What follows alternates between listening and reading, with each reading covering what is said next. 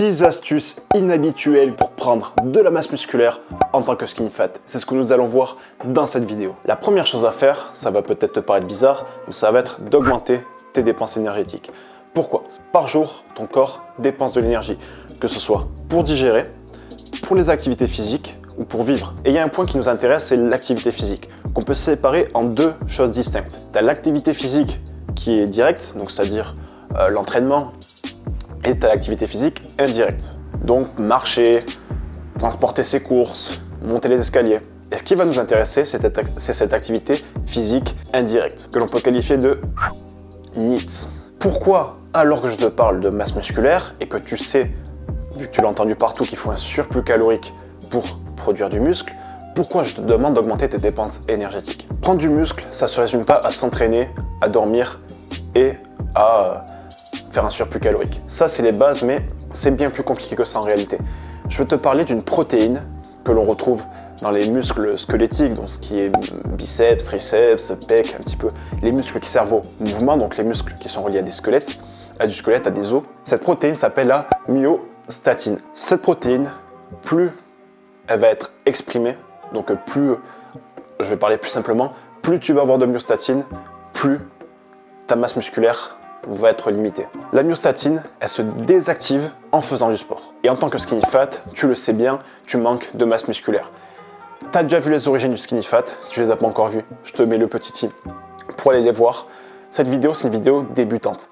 Aujourd'hui, j'aimerais te parler un petit peu plus scientifiquement, même si ça va rester quand même facile. Je vais essayer de rester au plus simple. Un skinny fat, comme il ne fait pas de sport, il a beaucoup de myostatine dans le corps. Cela empêche au corps de créer de la masse musculaire. En fait, ton corps, c'est un feignant, tu vois. Moins il en fait, mieux il se porte. Donc, plus il va produire de myostatine, moins il aura besoin de produire de masse musculaire, tu vois.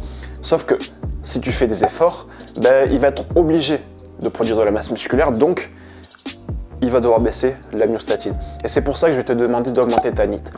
En marchant, en prenant les escaliers, en faisant du vélo. Tout ça, ça va te faire diminuer ta myostatine et automatiquement stimuler ta masse musculaire. Je sais que ça peut te sembler contradictoire, mais aujourd'hui, les influenceurs, ils te disent juste entraîne-toi bien, fais un surplus calorique et dors. Ça, c'est les bases. C'est ce que je t'apprends depuis le début sur cette chaîne. Mais aujourd'hui, j'aimerais te prouver que j'en sais quand même un petit peu plus que ça. Bien que je n'ai pas la science infuse non plus et que je peux très bien me tromper.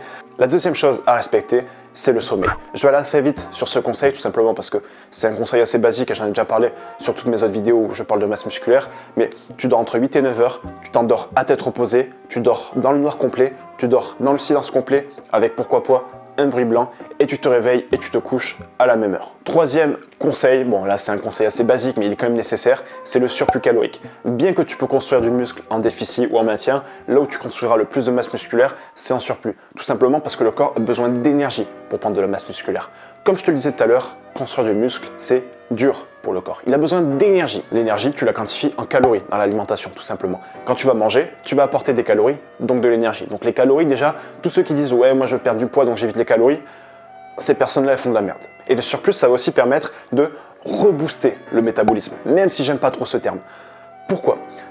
En tant que skinny fat, tu as un métabolisme lent. En réalité, il ne faut pas confondre métabolisme lent et NEAT de paresseux, tout comme il ne faut pas confondre métabolisme rapide avec NEAT de raptor. Tu vois ce que je veux dire? En général, on retrouve des skinny fat qui disent « ouais, moi j'ai un métabolisme lent parce que je brûle pas de gras ». Il y en a qui vont me dire « ouais, moi j'ai un métabolisme rapide parce que je produis pas de muscle ». Le métabolisme, c'est rarement la cause. Mais sache que en créant un surplus calorique, ton métabolisme va se booster et au moins psychologiquement tu sauras que c'est pas ça le problème. Et ça, c'est un conseil que je pourrais te rajouter en tant que coach sportif, un conseil dont personne ne parle.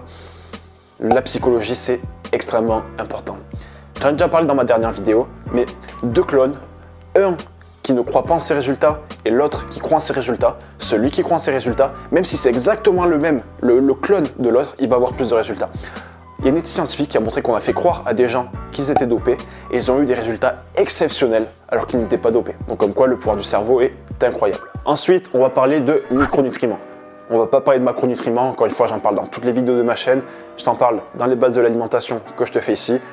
on va pas parler de macronutriments. Ça juste qu'il faut manger suffisamment de protéines pour produire de la masse musculaire. La masse musculaire se produit grâce à la synthèse protéique. Ton corps, il est constamment en synthèse protéique. Des fois, il en a un peu moins, des fois, il en a un peu plus. Et le but avec l'entraînement, ça va être de proliférer cette synthèse protéique. Donc, grâce aux micronutriments, si tu apportes les bonnes quantités de micronutriments, que ce soit les vitamines, les minéraux ou les oligo-éléments, tu vas créer un environnement nutritif propice à la prolifération de la synthèse protéique et donc automatiquement pouvoir permettre aux cellules satellites de venir pouvoir créer de l'hyperplasie, donc la création de nouvelles fibres musculaires, mais aussi grâce à la synthèse protéique qui s'est proliférée, faire grossir les cellules musculaires, donc les fibres musculaires, ce qu'on appelle du coup l'hypertrophie. En 5, je vais te parler de l'entraînement en musculation.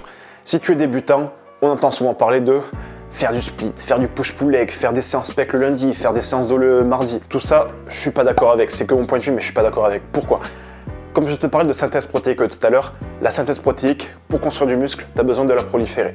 Si cette synthèse protéique n'est pas proliférée, tu prends pas autant de muscle que tu le souhaites ou t'en prends pas du tout. Voire, tu pourras en perdre. Cette synthèse protéique, il faut savoir qu'elle est proliférée sur un pic 2 à 3 heures après l'entraînement. C'est-à-dire que 2 à 3 heures après l'entraînement, tu as un pic de synthèse protéique et après, ce pic, il reste élevé, enfin il diminue quand même, mais il reste à des taux élevés entre 36 à 48 heures après l'entraînement.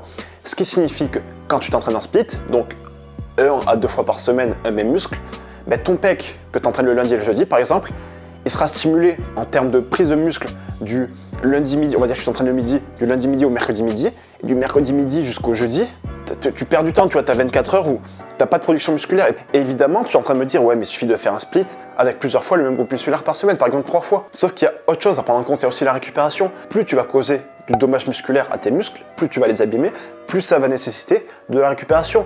Et j'aimerais casser un mythe, une idée reçue. Un muscle, pour le faire grossir, il ne faut pas le détruire. Bien évidemment, en faisant de l'entraînement, tu vas le casser les fibres, mais c'est pas casser les fibres qu'on cherche. Ce qu'on veut, c'est une réponse chimique, donc la prolifération de la synthèse protéique, transformer le stress mécanique, donc la tension mécanique appliquée par une charge sur un muscle, grâce à la mécanotransduction. Ce message mécanique va se transformer en message chimique qui va provoquer la prolifération de la synthèse protéique, donc de la construction musculaire. Et enfin, le 6e point, le dernier, je vais aller assez vite, c'est l'alcool. L'alcool, autrement dit l'éthanol, qui est un macronutriment qui correspond à 7 kcal pour 1 gramme. C'est loin, voire c'est pas du tout un macronutriment indispensable pour le corps. Bien au contraire, ça limite ta masse musculaire, voire ça la détruit. Et en plus, ça favorise le stockage du gras. Et en plus, niveau hormonal, ça te flingue totalement. Donc l'alcool, je vais pas m'étaler dessus, juste tu arrêtes l'alcool. Encore fumer pour ta santé, c'est juste dégueulasse, mais au moins, t'as pas les mêmes effets hyper contre-productifs que l'alcool. Ça, c'est encore un autre sujet.